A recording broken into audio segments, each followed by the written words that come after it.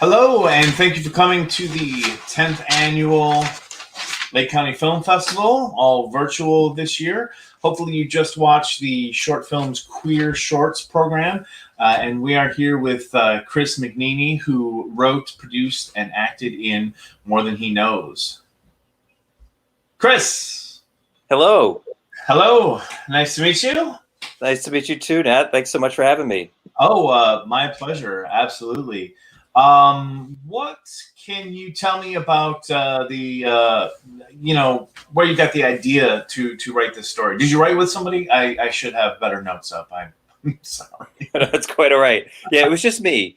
And it came from, actually, I was in a production of Ragtime, and there was a woman in the cast, and, there was some chemistry there. And, one day she just asked me flat out, "So what's your deal?" And I said, "What do you mean, what's my deal?" And she said, "Well, when the whole conversation comes up about who's straight and who's gay, you don't really get involved in that. So what's your deal?" So, she was very upfront with me. So I figured I'd be upfront with her. And at the time I was seeing a guy, but it was not a exclusive situation. So I told her that it was an older guy, and she just listened to the whole thing. And she said, "I think that's hot, and I want to take you home." And so that's kind of her, the female character in More Than He Knows was really kind of based on that experience of someone who was really not intimidated by a guy's sexuality, the full spectrum of it. And then maybe for him to not be quite as there as she is, to be that out and open about it. And so I kind of like the idea of a short film that showed this couple where they are right now, but who knows where they'll be after the short is done.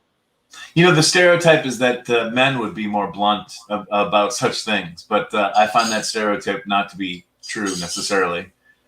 Yeah, I think especially when it comes to bisexuality or pansexuality, I think there's a kind of a hang up of, oh, if you're a guy who's been with another guy, then you're really just gay. Whereas I think that maybe is the one area where society is a little bit more tolerant of women being a little bit more fluid. Because with guys, I think it gets into the whole thing of masculinity and what does this mean, and there's kind of can be a negative feeling about it. Whereas I think with women, there's a little bit more openness about it. Or on the flip side, you just haven't met the right woman yet, right? Right. That's true. That's true. So is this the first time they're going through this experience, do you think? So I think it's the first time that it's really being kind of put out there. Like, my guess would be that my character, maybe it's happened once before. He's had a lot of guilt about it, and she probably knows, and she's actually okay with it. She's tried to bring it up to him. Like, to me, that's kind of a crucial part in the bedroom scene between the two guys, when the guy that he met at the pool says she doesn't know, and my character says, well, she's brought it up, sort of, jokes here and there, but I just shut down. So it's like she's trying to get that conversation going, and my character's got some blocks with it, and so he's trying to work through that. Hey, you there? Oh, I'm here. Can you hear me? Cool. Yeah. No, I lagged out for a second, which is always unfortunate. I was worried. I was worried my internet was about to die. Actually, I'm sorry, I missed your response. Oh yeah, no problem. So first, what is the first time she set him up? I think this is probably the first time she set him up. My guess would be that he's probably done this once before, and she knew and tried to bring up the conversation. He just was not having it. Because I think a crucial part is the dialogue between the two guys after they meet each other, and the guy that was at the pool says she doesn't know, and my character says, well, she's brought it up, sort of, jokes here and there, but I don't know, and he says you shut down, and he basically agrees. So it's like she's trying to further that conversation, but my character just isn't quite there yet. I feel like it's last night I had a Q&A with two films that were basically adversarial relationship roles, people having arguments, conflict within a relationship. This seems like one of the sweetest and most positive relationship films I've ever seen. Do you have a purpose behind that, or? I do, and it touches my heart, honestly, to hear you say that, because that was really the whole goal with this, is that I feel like especially a lot of bi stories or pan stories, especially involving men, tend to end sadly. Someone's heart gets broken or someone dies, gosh, whatever it is, right? It's often not a happy ending. So I really wanted to show where, maybe one person is not completely open about it, not completely comfortable about it, but there's real love between them. And he doesn't have as much to worry about as he thinks. And that she really, does a selfless act. I mean, it's probably not totally clear, but in the short, the idea is that the father-in-law lives with them, so it's kind of like she knows her husband is putting up with a lot, right? And he gets a little reward, right? And she has no problem with it. So it's kind of like what people do for each other for love, and to not let jealousy get in the way. So that was a big thing that I really wanted this to be positive, and to show that this was an act of love that she was doing for him, especially. Wow, I live with my mother-in-law, so that really definitely hits home. Yeah, exactly. And it's, even if you, I mean, I've been in those situations too, and it's like, even if people get along great, it's still, it's still just an added, potential stress, or it's just a whole other layer, right? Of when you're living with family. So I feel like, she's giving him quite a gift, and he's not even quite aware of it yet, but she's really got his back.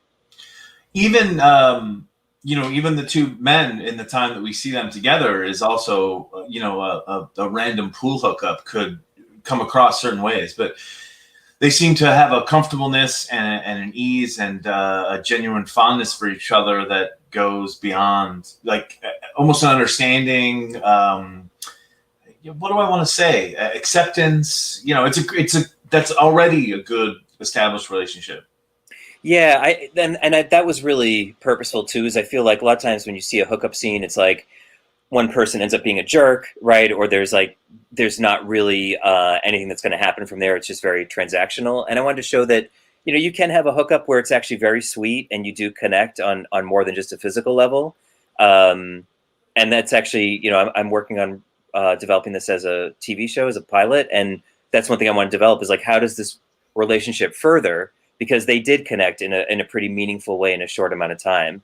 And that's where, I think there's room for stories that show you don't, it's monogamy doesn't always have to be the one way, right? And couples can be very loving and not necessarily be monogamous. And I think it can enrich someone if they feel that need outside of the relationship. So wanted to show that there's like potential for these two beyond just what happened in the short. I feel like I very much usually center on conversations about philosophy, writing, meaning any good anything meaty in the production wise on this short. That's any good stories you have? Oh, well, so we shot in Palm Springs in August, which I know sounds insane, but it was just a reality of budget, because the hotels are just not as busy then, because it's their off season, so I could get a better deal. But especially doing the outdoor scenes, we tried to do that all in the first half of the first day, and oh my gosh, I mean, we tried to be done by noon. We went a little bit over that, or no, actually, we tried to be done by 2 p.m. and we went right up until 2 p.m. But the crew started, getting a little overheated. So I was putting on my producer hat and running around with a cold face cloth and ice cubes, putting it on their foreheads.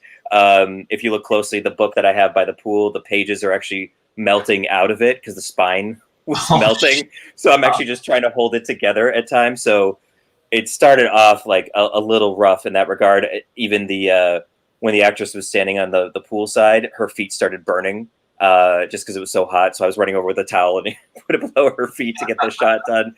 But once we got through that, then it was seamless, and everyone was great. Just really great to work with. So we overcame the heat, but man, it was not easy. How long was the shoot? A couple days.